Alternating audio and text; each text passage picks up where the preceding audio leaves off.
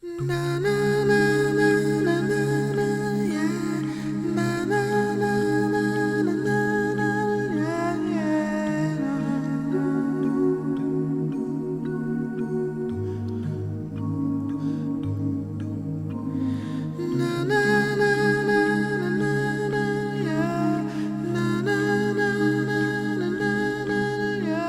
was 46 years old when I was diagnosed with prostate cancer. I'd been going to my doctor on a regular basis for checkup because my father, who I didn't know, passed away with prostate cancer at 65. And so I went in, blood work was good, but the doctor did that little finger test that he always does, and he felt something. And he said, Steve, doesn't feel good. I want you to see a urologist. So went to see the urologist, they did the biopsy, called me back, went into his office, and he told me I had cancer.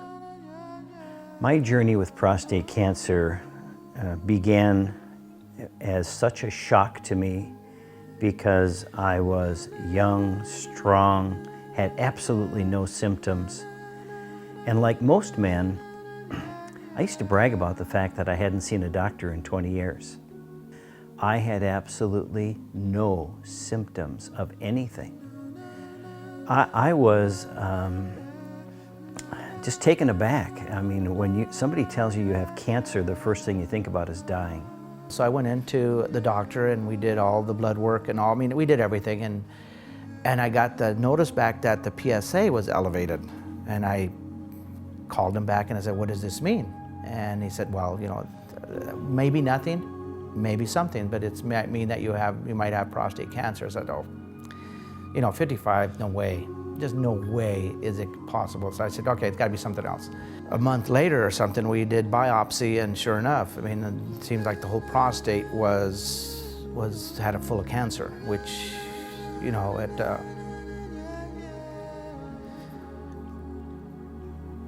at 55, you don't think that's possible. Sorry. One of my younger brothers, Tom, who was, I believe, 42 at the time, went in for his exam. His PSA was incredibly low. But to his credit, the urologist said, because of the history in your family, we're going to do a biopsy, just to set a baseline, just to make sure there's nothing there. So he scheduled me for the biopsy about 3 weeks later, and that was the hardest 3 weeks for me to have to go through. And then I went and had my biopsy, and I still had to wait a week for the results. Did the biopsy, my brother calls me and says, Steve, I have cancer. I mean, we were both shocked. We just couldn't believe within a year that another Hooper was diagnosed with prostate cancer. Not knowing the extent of my cancer compared to what he had, I was still very worried. And the doc called us in and said, you failed the two major treatments for prostate cancer, surgery and radiation.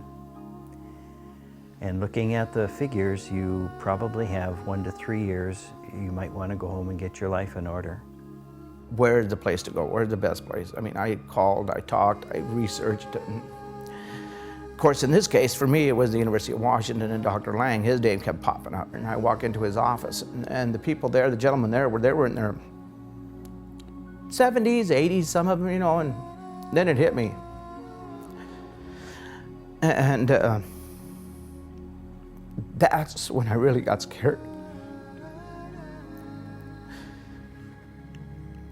Because,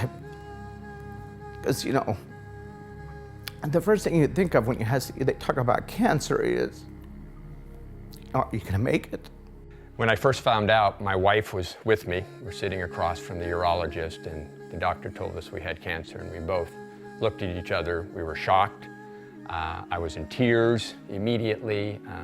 Very scary situation. When someone tells you you have cancer, it just kind of knocks you over. The word cancer, it was like, we have the best life, and all of a sudden to think that maybe I would have to go without a husband, and it was scary.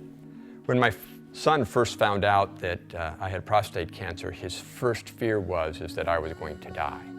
Well, now it's two in line. I knew my grandfather had passed away from prostate cancer, and now my dad had it, so I thought, well, now I'm in big trouble too. So literally within the next couple of years, started getting my PSA checked, started getting my prostate check just generally, and that was probably the best decision I ever made because it sort of set the baseline for me, allowed me to be a little more prepared for when that day comes because it feels a little inevitable right now. So they removed 20 lymph nodes and surrounding area, and 8 of them came back positive.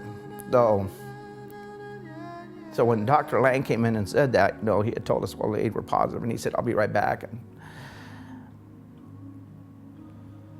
so here I am laying on the table, and my wife's over there, and we're both crying.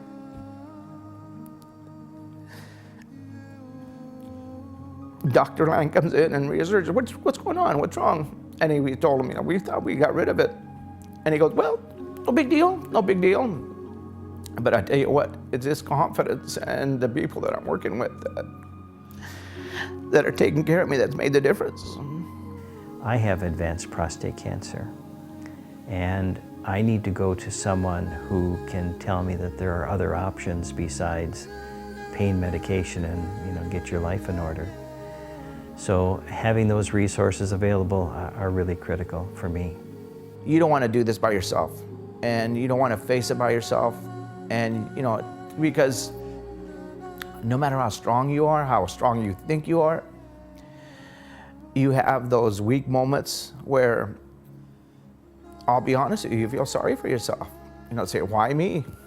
Why not this guy or that guy or somebody else? But through it all, the family, my wife, my kids, relatives, friends, have been outstanding. The one thing I do want to mention is that I cannot ever thank and say enough about the people at IPCR, the doctors at the Seattle Cancer Care Alliance. I mean, they have been outstanding throughout this whole ordeal. They work so well together. I mean, if one doesn't maybe know the answer or not quite sure, you'll go find somebody else. And it's outstanding how they do that. Overall, I mean, not that I look forward to going there because they just said there's something still going on if I go over there, but you know what? I feel confident, I feel good because of what they are doing. With this team of experts around me, regardless of the outcome of my blood work, I know I'm going to be in very, very good hands. And even though it's been 10 years, I got to tell you, I'm still scared. Still a little bit nervous when I walk in, not knowing, did this little disease come back again? I'm beginning to believe that it's been eradicated from my body, but there's always that question in the back of your mind. Enjoy the moments that you have with them, and make sure that they talk to the best experts they can find. Because the only reason that we got through this, I believe, is that my family was working with one of the best in the world. After the radiation, after the seed implant, after the removal, the new, I guess I always call it my new bladder. It's a pouch, but and the stoma and stuff. So even through all that, it's still there. It's still not refusing to be getting rid of it and stuff. So we're working on that. And I'm not, like I said, and that's something that we'll take care of. I'm positive. I'm confident. We'll get rid of it.